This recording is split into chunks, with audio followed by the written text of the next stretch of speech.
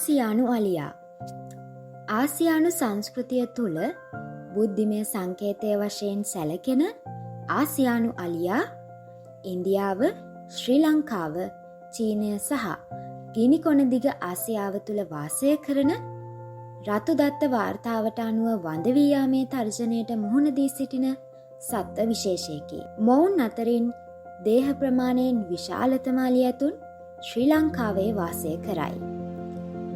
ශ්‍රී ලංකාවේ මොවුන් වැඩි වශයෙන් උඩවලව ජාතික වනෝද්‍යානය, සිංහරාජ වනාන්තරය, ශ්‍රීපාද අඩවිය, විල්පත්තු ජාතික වනෝද්‍යානය, මින්නේරිය සහ තවුඩුල්ල වැනි වනාන්තරවල ජීවත් වේ.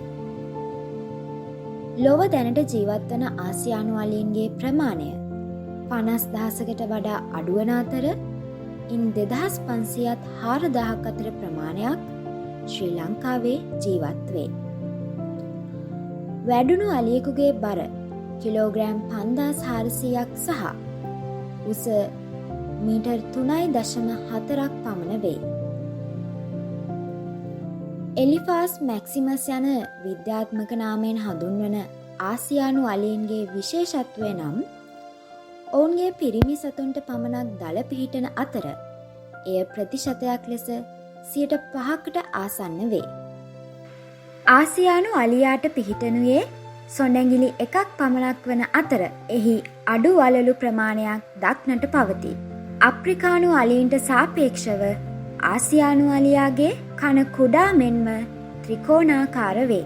දත් වැටි ලන්ව පිහිටන මෙම අලීන්ගේ සම යන්තමට රැලි වැටී තිබෙන අයුරු දැකගත හැකිය. දවසේ පැය 16කට අධික කාලයක් මේ අය ගත කරන්නේ ආහාර අනුභව කරමින්ය. ඒ අනුව මොවුන් ගස්වල පොතු, මුල්, කොළ සහ කුඩා කඳන් විශාල ප්‍රමාණයක් දෛනිකව ආහාරයට ගනී.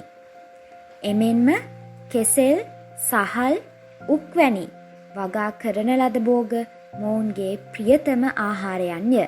ආසියානු අලියතුන් අතිශයින් සමාජශීලී සත්ව විශේෂයකි.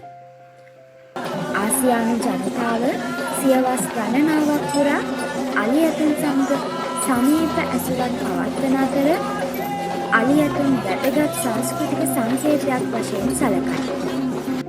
වැඩුණු හීලෑ අලියෙකුට මිනිස් නියෝග 100ක් පමණ මතකයේ තබා ගැනීමේ හැකියාවක් පැවතීම මොවුන් මිනිසුන් හා සමීපවීමට ආසන්නතම හේතුවකි.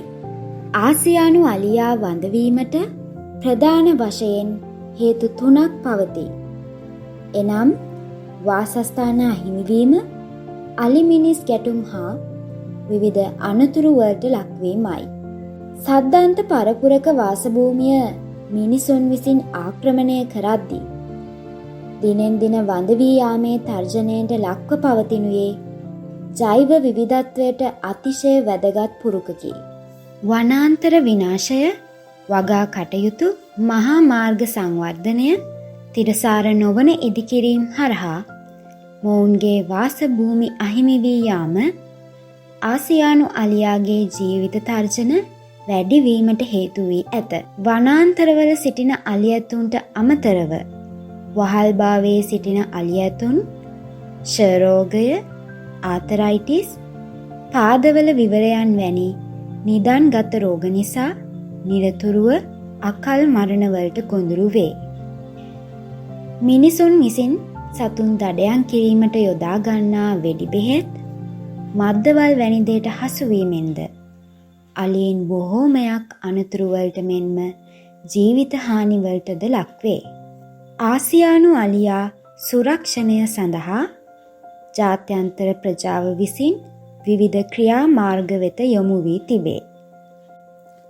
1977 දී ආසියානු අලියන් සංරක්ෂණය වෙනුවෙන් පනතක් ඉදිරිපත් වී ඇති අතර එහි 1533 වන වගන්ති ප්‍රකාරව වඳවී යන සතුන් හා ශාක වෙළදාම පිළිබඳව වන ජාත්‍යන්තර සම්මුතියේ ඇමුණුම් අංක 1 යටතේ ආසියානු අලියා වඳවී යාමේ තර්ජනයට මුහුණ දෙන සත්වයෙකු වශයෙන් නම් කර ඇත. 1997 පනත හරහා ඇමරිකා එක්සත් ජනපද රජය ආසියානු අලීන් සුරක්ෂණයට මූලිකත්වයගෙන ක්‍රියා කර තිබේ. ඉන්දුනීසියාව, කාම්බෝජය වැනි රටවල ව්‍යාපෘති රාශියක් දියත් කොට ඇත.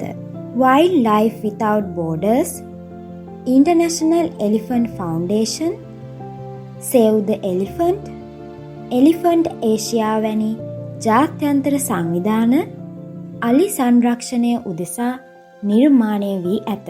ශ්‍රී ලංකාවේ නෛතික රාමුව යටතේ අලියෙකු ඝාතනය කිරීම මරණ දඬුවම් ලැබිය හැකි වරදක්සේ සලකනු ලබයි. 1937 අංක 2 දරන සත්වහා ශාක ආඥා පනත හරහා අලි ඇතුන් සඳහා පූර්ණ නෛතික ආරක්ෂාව ලබා දී ඇත. එහි වගන්ති අංක 2 යටතේ අලීන් මැරීම හෝ කුමනාකාරයේ හානියක් සිදු කිරීම තහනම් කර ඇත. 1992 දී ලංකාව තුළ ගජමුතු වෙළඳාම තහනම් කර ඇති අතරම සත්වහා ශාක ආඥා පනතේ වගන්ති 21ට අනුව මියගිය අලියෙකුගේ හෝ දල ඉවත් කිරීම තහනම් කර ඇත. එපමණක් නොව අලි ස්ථානීය සංරක්ෂණය හා පරිබාහ්‍ය සංරක්ෂණය යන ආකාර දෙකටම සංරක්ෂණය සිදු කරනු ලබයි. අලියතුන් සංරක්ෂණ යාන්ත්‍රණයේ දුර්වලතා පවතී. වර්තමානයේ යෝජනා කර ඇති අලි පැටවුන්ගේ DNA දත්ත ඇතුළත් කරන ලද රෙජිස්ටර් ක්‍රමවේදය ක්‍රියාත්මක නොවීමත්, දුම්රිය මාර්ග ආශ්‍රිතව වන අලි සංරක්ෂණය සඳහා යෙදිය යුතු ආරක්ෂක පියවරයන්ගේ දුර්වලතාවත්, එසේම දේශපාලන අතපෙවීම් මත අලි සංරක්ෂණ නීති රීතීන් උල්ලංඝනය කිරීමත්, මොවුන්ගේ උරුම වාසස්ථාන සංරක්ෂණය සඳහා වූ රාජ්‍ය නීති රීති රාමුවට වඩා ඉහළින් දේශපාලනික සංවර්ධන ව්‍යාපෘති පැවතීමත් විශාල දුර්වලතාවයකි. ආසියානු අලියා සුරක්ෂණය කිරීම හා ඒ වෙනුවෙන් ගත හැකි යෝජනා තිරසාර සංවර්ධන ඉලක්කයන් ඇසුරෙන් විමසා බලමු. පළමු ඉලක්කය වන්නේ දරිද්‍රතාව නැති කිරීමයි. දෙවැනි ඉලක්කය සාගින්න තුරන් කිරීමයි. අලි ඇතුන් ගැවසෙන ශ්‍රී ලංකාව වැනි සංවර්ධනය වෙමින් පවතින රටවල ගොවීන්ගේ වගාවන්ට වන අලි කඩා වැදීම් නිසා එක රැයකින් ඔවුන්ගේ සම්පූර්ණ ජීවනෝපායම අහිමිවීම සිදුවෙනවා. මේ සඳහා විසඳුමක් වශයෙන් අලි ඇතුන් අඩු ප්‍රියතාවයක් දක්වන විකල්ප භෝග වගාකරුවන්ට හඳුන්වා දීම හා ගොවීන්ට ආසියානු අලි ඇතුන් සමග සාමකාමීව ජීවත්වීමට සහජීවන ව්‍යාපෘතිය හඳුන්වා දී ඇත. 4 වන ඉලක්කය වශයෙන් ගුණාත්මක අධ්‍යාපනය. පාසල් අධ්‍යාපනය තුළ ආසියානු අලියා හා ඔවුන් ආරක්ෂා කිරීමේ වැදගත්කම පිළිබඳව නූතන පරම්පරාව දැනුවත් කිරීම හරහා අනාගත ආසියානු අලියාගේ පැවැත්ම රඳා පවතී. 6 වන ඉලක්කය වන්නේ පිරිසිදු ජලය හා සනීප ආරක්ෂාවයි. උෂ්ණාධික කාලවලදී අලි ඇතුන්ගේ වාසස්ථානවල ජල මූලාශ්‍ර සිඳී යාම තුළ ඔවුන් ජීවිතක්ෂයට පත්වේ. එම නිසා දෙපාර්ශ්වයේම අවශ්‍යතා සපුරන පරිදි ප්‍රඥාවන්තව මෙම ස්වාභාවික සම්පත භාවිතා කිරීම වටිනවා. 8 වන ඉලක්කය වන්නේ යහපත් වැඩ සහ ආර්ථික වර්ධනයයි.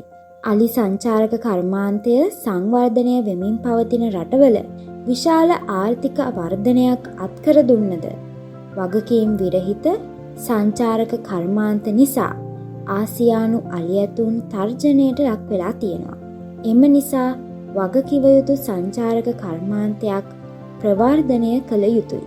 9 වෙනි සහ 12 වෙනි ඉලක්ක වශයෙන් කර්මාන්ත නවෝත්පාදන සහ යටිතල පහසුකම් වගකීම් සහිත පරිභෝජනය සහ නිෂ්පාදනය සංවර්ධනය තුළ සිදුවන පාරිසරික හායනය තුළ අබේ භූමි සහ ආසියානු අලීන්ගේ පැවැත්මට වක්‍රාකාර තර්ජනයක් එල්ල විය හැක. එම නිසා මිනිසුන් සහ අලි ඇතුන් අතර ඉඩම් බෙදා ගැනීම් වලට අනුකූල වන ආර්ථික සහ කෘෂිකාර්මික පිළිවෙත් අධ්‍යයනය කර සංවර්ධනය කළ යුතුයි. 11 වෙනි ඉලක්කය තිරසාර නගර සහ ප්‍රජාවන්. ආසියාතික අලි කුණු ගොඩවල් වල කෑම සෙවීම සහ අහම්බෙන් පොලිතින් හෝ ප්ලාස්ටික් ශරීරගත වීම තුළ මරණයට පත්වෙයි. ශ්‍රී ලංකාවේ එසේ මිය යන අලියතුන් පිළිබඳව හොලිවුඩ් නළු ලියනාඩෝ ඩිකැප්‍රියෝ විසින් සිය ට්විටර් ගිණුමෙහිද සටහනක් ඉදිරිපත් කර තිබුණි. නගර සහ ප්‍රජාවන් කැලිකසල ක්‍රමානුකූලව කළමනාකරණය කළ යුතුයි. 13වෙනි ඉලක්කය දේශගුණික ක්‍රියාමාර්ග. දේශගුණික විපර්යාසයන්ගේ බලපෑම් හමුවේ අලි ඇතුන් විවිධ පීඩාකාරී තත්ත්වයන්ට ලක්වන අතර එවැනි අවස්ථාවලදී වනජීවී අමාත්‍යංශය හරහා ඔවුන්ගේ සුබ සාධනය වෙනුවෙන් ක්‍රියාත්මක විය යුතුය. 15 වන ඉලක්කය ගොඩබිම මත ජීවය. ඇතුන්ගේ වාසභූමිය ඔවුන්ට ලබා දී මිනිසුන්ගේ වාසස්ථානවලට ඔවුන් ළඟාවීම වැළැක්වීම සඳහා ආරක්ෂිත විදුලි වැට පද්ධති නිර්මාණය කිරීම තුළ දෙපාර්ශවයටම භූමිය මත ජීවත්වීමේ අයිතිය ප්‍රතිෂ්ඨාපනය කළ හැක. 16 වනි ඉලක්කය සාමය, යුක්තිය සහ ශක්තිමත් ආයතන. අලි ඇතුන් සහ මිනිස් ප්‍රජාව අතර ගැටුම් निराකරණය කර සාමය ප්‍රතිෂ්ඨාපනය කිරීම සහ අලි ඇතුන්ට සිදුවන අයුක්තිය සම්බන්ධයෙන් ක්‍රියාත්මක වන්නා වූ වනජීවී හා අලි අනාථාගාර වැනි ආයතන ශක්තිමත් කළ යුතුය.